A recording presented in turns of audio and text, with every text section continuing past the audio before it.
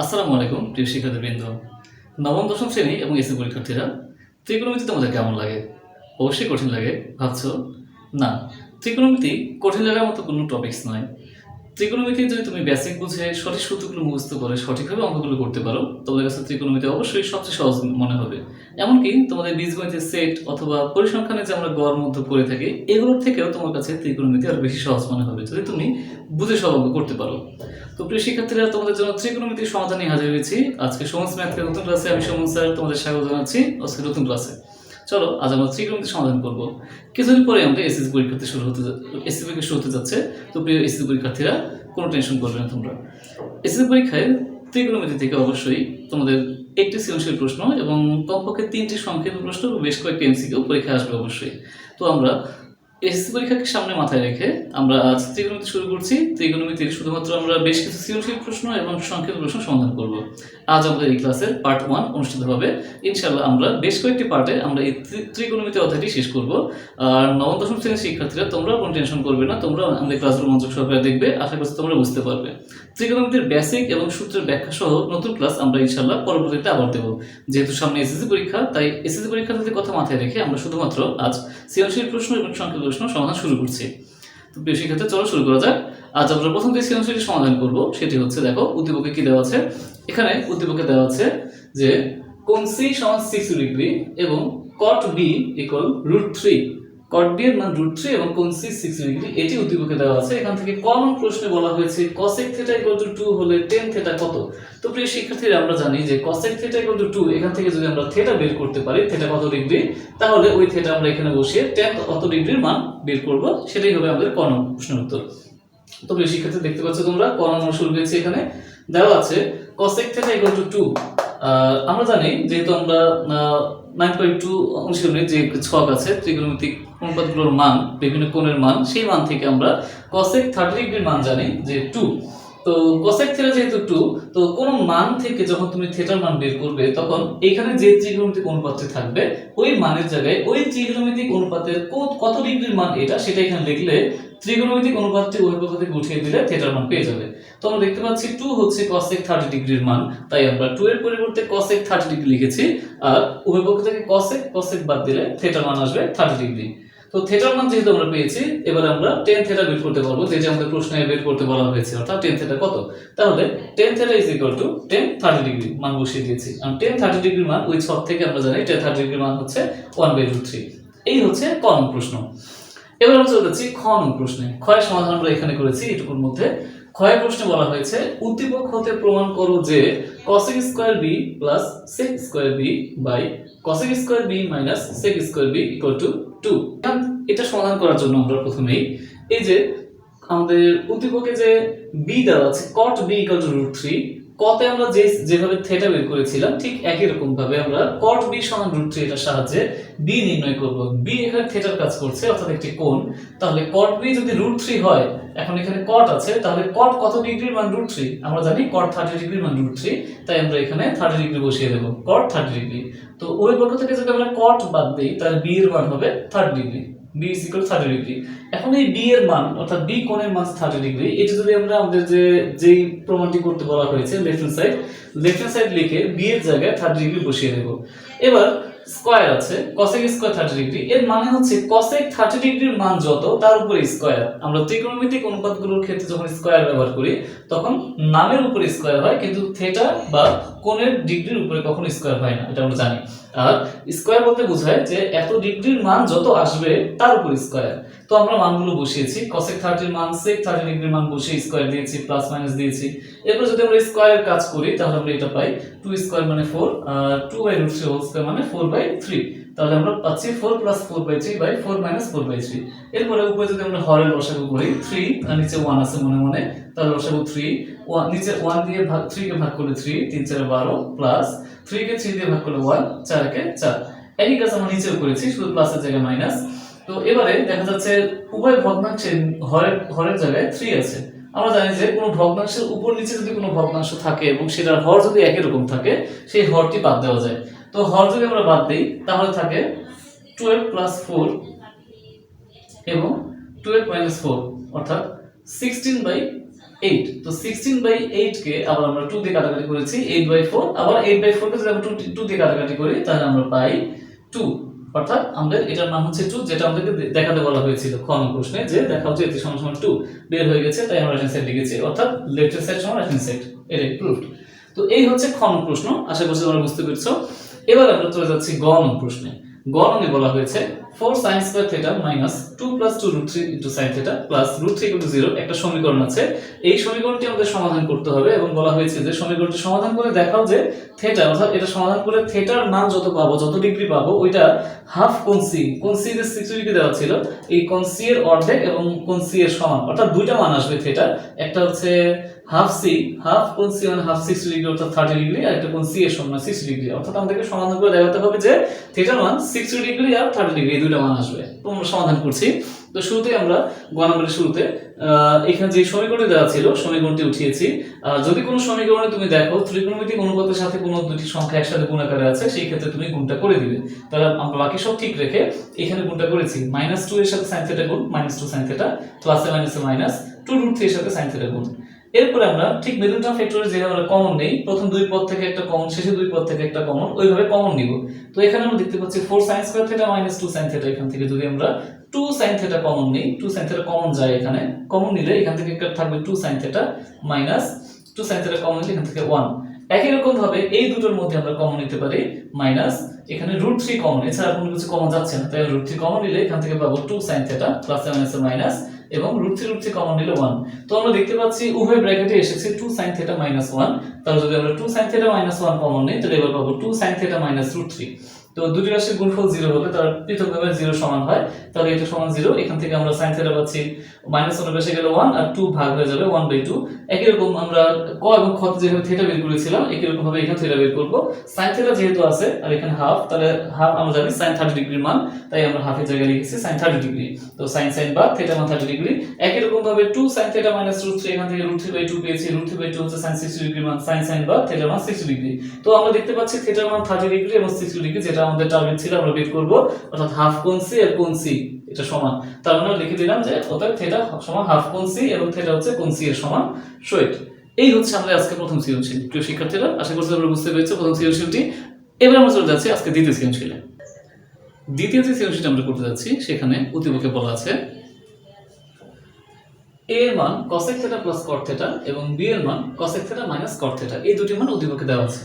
ও c এর মান sec θ plus 1 by sec θ minus 1, এই তিনটি মান আমাদের উদ্দীপকে দেওয়া আছে। ক নং প্রশ্নে বলা হয়েছে sin b ইকুয়াল টু 1/3 হলে tan b কত, অর্থাৎ sin b যদি 1/3 হয় তাহলে tan b এর মান কত হবে। এখন আমরা তো পূর্ববর্তী সৃজনশীলে দেখেছিলাম যে থিটা বা b এগুলোর মান, এটা এখানে যে ত্রিকোণমিতিক অনুপাত থাকে এটা এই মানটা কত ডিগ্রির জন্য হয় সেটা লিখতে হয়, কিন্তু আমরা আমাদের এই 9.2 এর ছকে কোথাও 1/3 sin এর মান কোথাও পাইনি।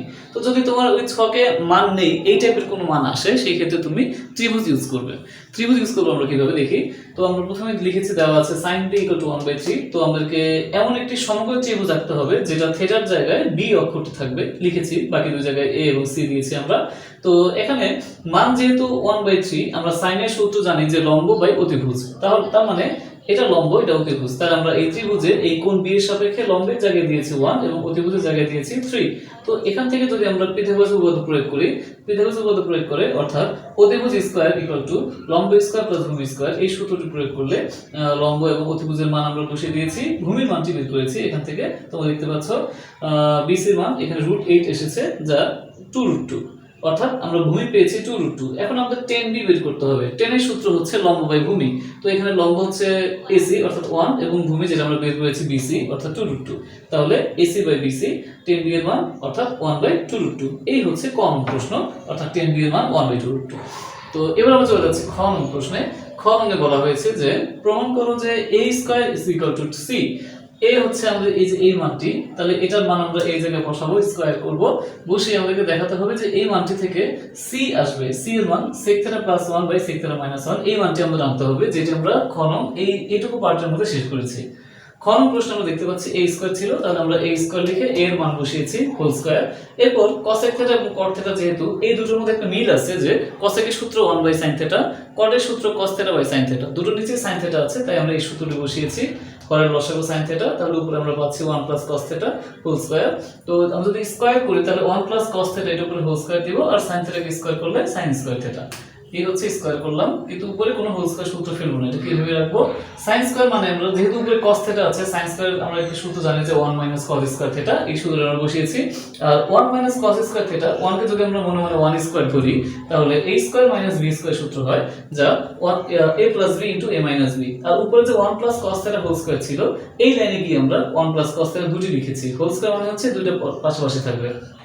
এবারে এই যে দেখো 1 প্লাস cos থিটা আর 1 প্লাস cos থিটা কাটাকাটি যায় নিচে উপরে, তাহলে থাকে 1 plus cos theta by 1 minus cos theta. যদি আমাদের প্রশ্নে এটাই চাইতো তাহলে आंसर এটাই হতো, এখানে শেষ হতো, কিন্তু আমরা এটা চাইনি। আমাদের চেয়েছে sec theta plus 1 by sec theta minus 1, অর্থাৎ c এর মান এটা আনতে হবে। তাহলে আমরা তাহলে cos থেকে sec আনবো কিভাবে? cos থেকে sec আনার সূত্র হচ্ছে cos equal to 1 by sec theta. তাই আমরা cos থিটার পরিবর্তে 1 বাই sec থিটা বসিয়েছি, এরপর হরের লসাগু করেছি, হরের লসাগু করে লসাগুকে হর দ্বারা ভাগ লব দিয়ে গুণ, এই কাজ করেছি যে আমরা পূর্বে করেছি, তাই ডিভিজ করছি না। তো এবারে এই যে উপরে ভগ্নাংশ নিচে ভগ্নাংশ পূর্বের অঙ্কের মতো, তাহলে sec থিটা বাদ, উপরে আছে sec থিটা প্লাস 1 আর নিচে আমরা পাচ্ছি sec থিটা মাইনাস 1, যা c এর মানের সমান। তার মানে প্রুফ, এই হচ্ছে c। তো প্রিয় শিক্ষার্থীরা, এই হচ্ছে খ নং প্রশ্নের সমাধান। এবার আমরা চলে যাচ্ছি গ নং প্রশ্নে। গতে বলা হয়েছে যে a বাই b, অর্থাৎ এই যে a এর মান এবং b এর মান এটা এখানে বসালে a by b equal to যদি 2 plus root 3 by 2 minus root 3 হয়, অর্থাৎ এর একটি সমীকরণ, এটা তোমার প্রশ্ন দেওয়া আছে।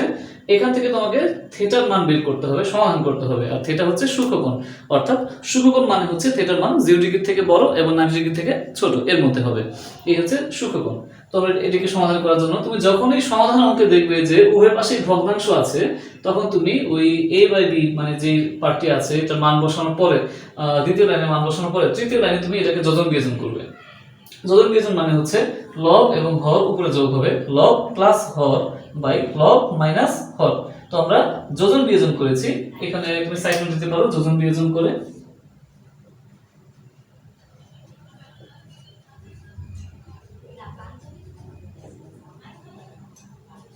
যোজন বিয়োজন করে, তো যদি আমরা যোজন বিয়োজন করি, এবারে দেখতে পাচ্ছ cosec theta plus cot theta by cosec theta minus cot theta, এটাকে যদি যোজন বিয়োজন করলাম আমরা উপরে পাচ্ছি এটা, তাহলে লব এবং হর যোগ করেছি আর লব মাইনাস হর বিয়োগ করেছি, তো মাইনাসের কারণে এটা মাইনাস মাইনাসে প্লাস হয়েছে। তো এটা করার পর উভয় পক্ষে আমরা যোজন বিয়োজন করেছি, লব প্লাস হর বাই লব মাইনাস হর। তো এবারে এখানে cot theta minus cot theta কাটাকাটি যায়, আর এখানে cosec theta minus cosec theta কাটাকাটি যায়।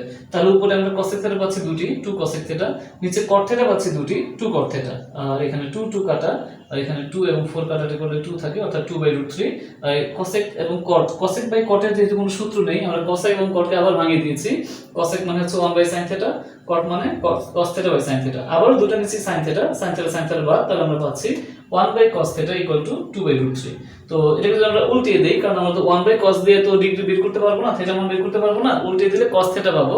তাহলে cos থিটা ইকুয়াল টু, এটাকে উল্টিয়ে দিয়েছি রুট 3 বাই 2, আর রুট 3 বাই 2 হচ্ছে cos 30 ডিগ্রি মান, আমরা পাশেই দেখিয়ে দিয়েছি আমাদের সুবিধার্থে, cos 30 ডিগ্রি মান রুট 3 বাই 2। তাই cos যদি আমরা বাদ দেই, থিটা মান 30 ডিগ্রি পেয়েছি, যা একটি সূক্ষ্মকোণ। তাই এটি হচ্ছে আমাদের নির্ণয়ের সমাধান থিটা, অর্থাৎ থিটার মান 30 ডিগ্রি। প্রিয় শিক্ষার্থীরা, এই হচ্ছে আজকে দ্বিতীয় সৃজনশীল। তো প্রিয় শিক্ষার্থীরা, আজ আমরা দুটি সৃজনশীল সমাধান করলাম। এবার চলো আমরা দুটি সংক্ষিপ্ত প্রশ্ন সমাধান করব। সংক্ষিপ্ত প্রশ্ন 1 নম্বরে আমরা দেখতে পাচ্ছি, এখানে প্রশ্ন বলা হয়েছে জ্যামিতিক পদ্ধতিতে প্রমাণ করো যে sin theta plus cos theta greater than 1। 2 number প্রশ্নে বলা হয়েছে যে tan a equal to a by b হলে a sin a plus b cos a by a sin a minus b cos a এর মান নির্ণয় করো। তো আমরা শুরু করছি প্রথম প্রশ্নটি। জ্যামিতিক পদ্ধতিতে প্রমাণ, তার মানে হচ্ছে আমাদেরকে একটি জ্যামিতিক চিত্র রাখতে হবে, চিত্রের সাহায্যে আমাদেরকে এই জিনিসটা প্রমাণ করতে হবে। তো এটা প্রমাণ করার জন্য আমাদেরকে একটি সমকোণী ত্রিভুজ আঁকবো আমরা। যেহেতু এখানে থিটা আছে, তো আমরা সমকোণী ত্রিভুজটিকে যে আমরা যে সূক্ষ্মকোণ সাপেক্ষে অঙ্কটি করব সেখানে থিটা দিয়েছি, অর্থাৎ সমকোণী ত্রিভুজ ABC, এই ত্রিভুজের মধ্যে আমরা b এর জায়গায় থিটা দিয়েছি, কোণ b কে আমরা থিটা ধরেছি, আর কোণ সমকোণ হচ্ছে কোণ C, যা 90 ডিগ্রি। তো চিত্রে ত্রিভুজ ABC একটি সমকোণী ত্রিভুজ যার কোণ C 90 ডিগ্রি এবং কোণ B থিটা, এটা আমরা পরিচয় দিয়ে দিয়েছি।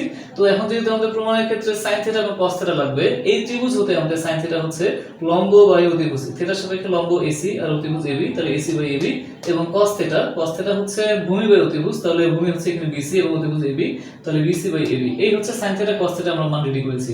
তো এবার আমরা চলে যাচ্ছি, যেহেতু আমাদের sin theta plus cos theta greater than 1, এই গ্রেটার দ্যান চিহ্ন আনার জন্য আমাদের ত্রিভুজের যে একটি ফর্মুলা রয়েছে, যে ত্রিভুজের যে কোনো দুই বাহুর যোগফল এটি বৃহত্তম বাহুর চেয়ে বড় হবে, এই সূত্র আমরা প্রয়োগ করব। তাহলে আমরা এখানে বৃহত্তম বাহু হচ্ছে এবি, তাহলে যে কোনো দুই বাহু বলতে আমরা এসি এবং বিসি দিয়ে কাজ করব। তাহলে আমরা বলতে পারি যে AC plus BC greater then AB. তাহলে এখন এসি আর বিসি থেকে আমরা কিভাবে সাইন থিটা আর কস থিটা আনতে পারি?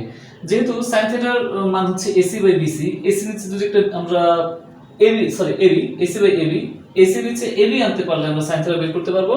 আর বিসি বাই এবি, বিসি নিচে এবি আসলেও আমরা কস থিটা লিখতে পারবো। আর এবি নিচে এবি আসলে তো কারাগারি গিয়ে 1 হলো।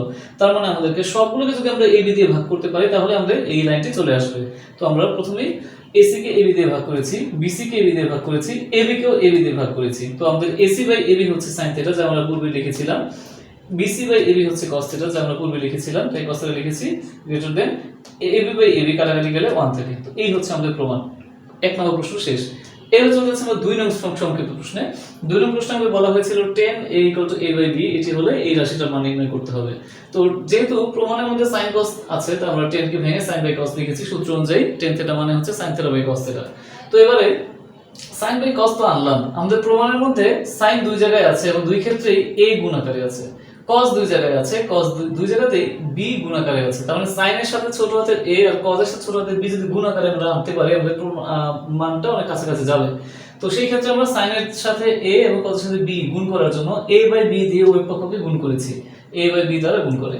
তো গুণ করার পর এবার আমরা দেখতে পাচ্ছি যে এখানে যে রাশিটি আছে এটি কিছুটা যোজন বিয়োজনের মতো, a sin a R b cos a, এইটার যদি আমরা যোজন বিয়োজন করতে পারি তাহলে এটি আসবে। তো আমরা দেখতে পাচ্ছি আমাদের a sin a এবং b cos a আমাদের আছে।